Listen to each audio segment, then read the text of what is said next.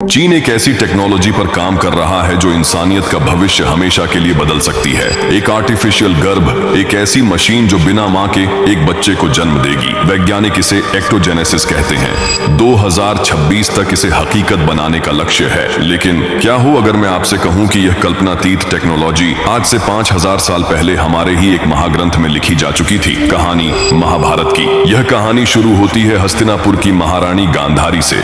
उन्होंने भगवान शिव की घोर तपस्या करके 100 पुत्रों की मां बनने का वरदान प्राप्त किया था। लेकिन समय बीतता गया, कुंती को पुत्र हो गए, पर गांधारी का गर्भ धारण नहीं हुआ। आखिरकार वो गर्भवती हुई, पर यह कोई सामान्य गर्भावस्था नहीं थी। 9 महीने नहीं, 1 साल नहीं, पूरे 2 साल बीत गए, लेकिन संतान का जन्म नहीं हुआ। जब गांधारी को पता चला कि कुंती ने युधिष्ठिर को जन्म दे दिया है, तो वह ईर्ष्या और निराशा से भर गई। क्रोध में आकर उन्होंने अपने पेट पर जोर जोर से प्रहार करना शुरू कर दिया। इस प्रहार से उनका गर्भपात हो गया, लेकिन जन्म लिया एक बेजान कठोर मांस के लोथड़े ने, जिसे देखकर सब डर गए। गांधारी विलाप करने लगी। उन्हें लगा कि शिव का वरदान झूठा हो गया। ठीक उसी समय वहां पहुंचे महर्षि वेद व्यास। वो इस घटना के पीछे का रहस्य जानते थे। महर्षि व्यास ने गांधारी को शांत किया और कहा, मेरा वचन व्यर्थ नहीं जा सकता। उन्होंने उस मांस पिंड पर अभिमंत्रित जल छिड़का। तब वह पिंड अंगूठे के आकार के 101 टुकड़ों में बांट गया। यह अपने आप में एक चमत्कार था। इसके बाद व्यास जी ने 101 घड़े मंगवाए।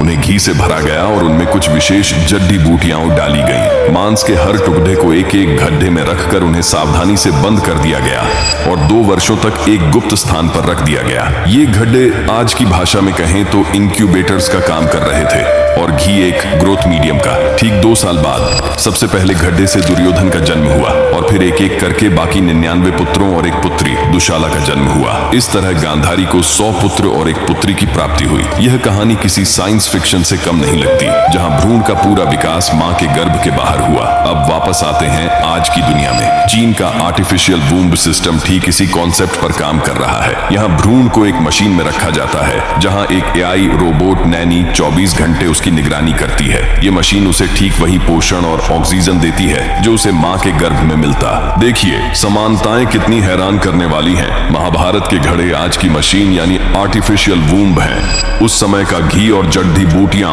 आज का न्यूट्रिएंट फ्लूइड है और तब के मार्गदर्शक महर्षि व्यास आज की आर्टिफिशियल इंटेलिजेंस है। फर्क बस इतना है कि एक को हम चमत्कार कहते हैं और दूसरे को विज्ञान। यह टेक्नोलॉजी बांझपन की समस्या को खत्म कर सकती है, लेकिन इसके साथ कई नैतिक सवाल भी जुड़े हैं। क्या इंसान भगवान बनने की कोशिश कर रहा है? क्या इससे मां और बच्चे के बीच का भावनात्मक रिश्ता खत्म हो जाएगा?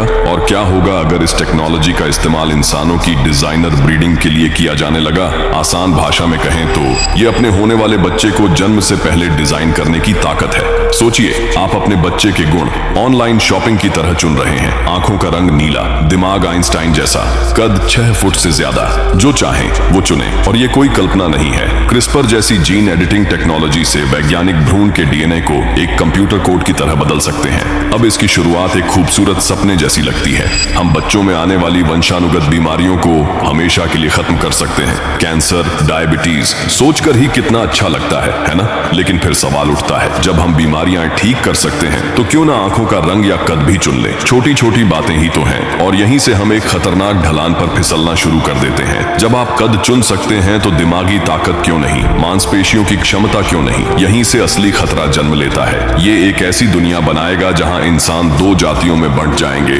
डिजाइन किए हुए सुपर ह्यूमन और हम जैसे नेचुरल या आम इंसान। ये हजारों सालों के प्राकृतिक विकास का अंत होगा और सबसे बढ़कर बच्चे प्यार और कुदरत का तोहफा नहीं बल्कि एक खरीदा हुआ प्रोडक्ट बन जाएंगे। तो आप क्या सोचते हैं? क्या हमारे पूर्वज सिर्फ कहानियां सुना रहे थे या वो विज्ञान के ऐसे रहस्य जानते थे जिन्हें हम आज फिर से खोज रहे हैं? महाभारत का यह अध्याय कल्पना थी या एक भूला हुआ विज्ञान? ये नया भविष्य इंसानियत के लिए वरदान है या एक बहुत बड़ा खतरा? अपनी राय नीचे कमेंट्स में जरूर बताएं।